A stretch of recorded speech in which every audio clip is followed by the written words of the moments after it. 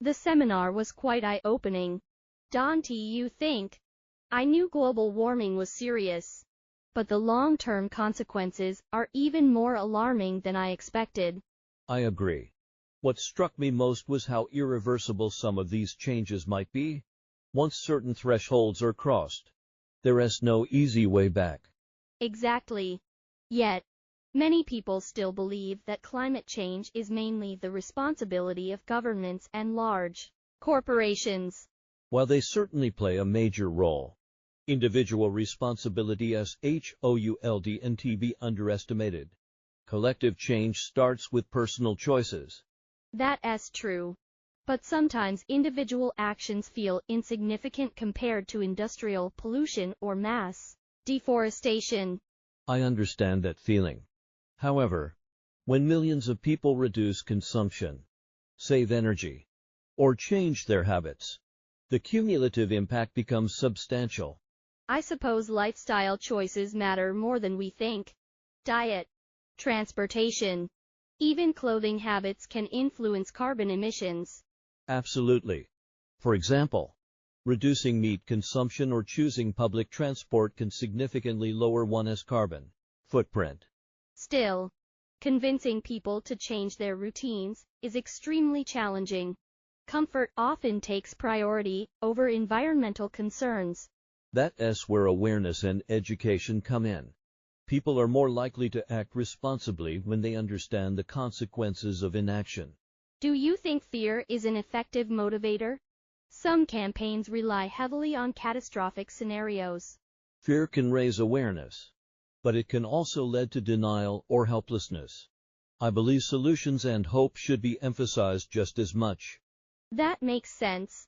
If people believe their actions can make a difference, they are more likely to stay engaged. Exactly. Climate responsibility shouldn't feel like a burden, but rather a shared moral duty toward future generations.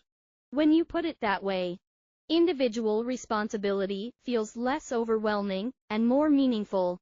And that mindset shift is crucial. Global problems require global solutions, but they also require conscious individuals. I guess real change begins when people stop asking, "Does my action matter?" and start asking, "What kind of world do I want to live in?" Well said. That question might be the most powerful driver of environmental responsibility.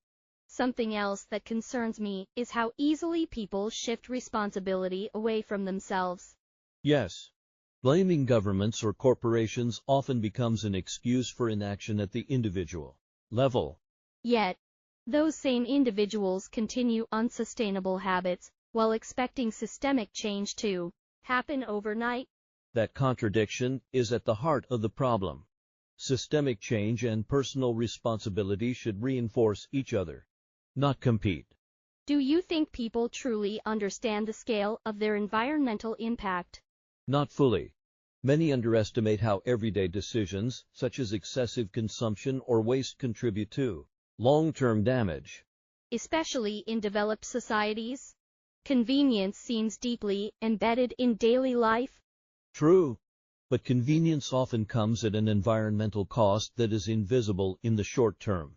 That invisibility might be one reason why climate change feels abstract to many people. Exactly. When consequences are distant or gradual, urgency disappears. So how do we make the problem feel more immediate without creating panic? By connecting global issues to local experiences, health problems, food prices, water shortages. That approach makes climate change harder to ignore. It becomes personal rather than theoretical. Precisely. Once people see how climate issues affect their daily lives, responsibility feels unavoidable. Still, some argue that individual efforts are meaningless without political action. I see political action as essential, but it often follows public pressure. Individual awareness can drive collective demands. So individuals are not powerless after all. They can influence systems indirectly. Exactly. Voting behavior, consumer choices, and social advocacy all shape environmental policies. That makes responsibility feel more realistic, not just symbolic. And realism is crucial. Climate action must be sustainable not only environmentally, but psychologically as well. Otherwise, people burn out and disengage completely. Exactly. Long-term commitment requires balanced expectations and shared responsibility. After all this, it seems that individual responsibility is not about perfection, but consistency. Well said. Small, consistent actions practiced by many can reshape the future more effectively than rare dramatic gestures. That perspective makes climate action feel achievable rather than overwhelming. And that sense of possibility may be our strongest tool against climate despair.